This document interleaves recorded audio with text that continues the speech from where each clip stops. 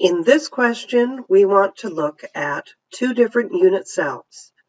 Our question says, lithium crystallizes in a face-centered cubic lattice, while nickel crystallizes in a body-centered cubic lattice. Each lattice has a side length of 3.5 angstroms. Our first job is to draw the atoms on the unit cell frames above.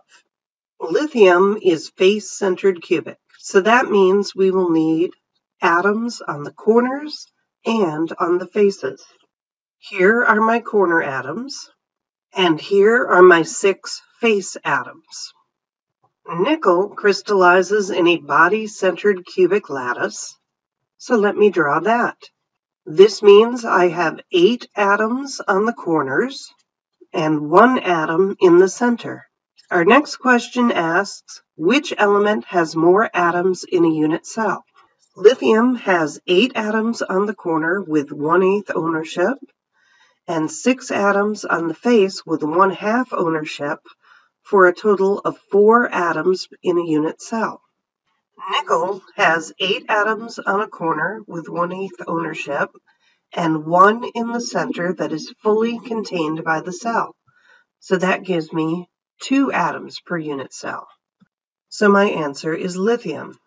Our next question wants to know which element has the unit cell with the greater mass.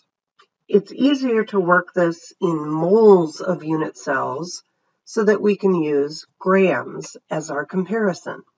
Lithium has 4 moles of atom per mole of unit cell, and each mole of atom is 6.941 grams according to the periodic table. So that gives us 27.764 grams.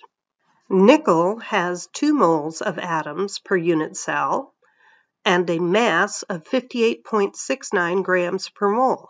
So that gives us 117.38 grams per mole of unit cell. Therefore, nickel has the greater mass.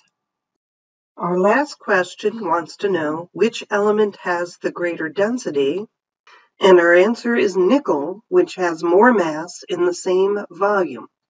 Remember that both cells have the same side length of 3.5 angstroms.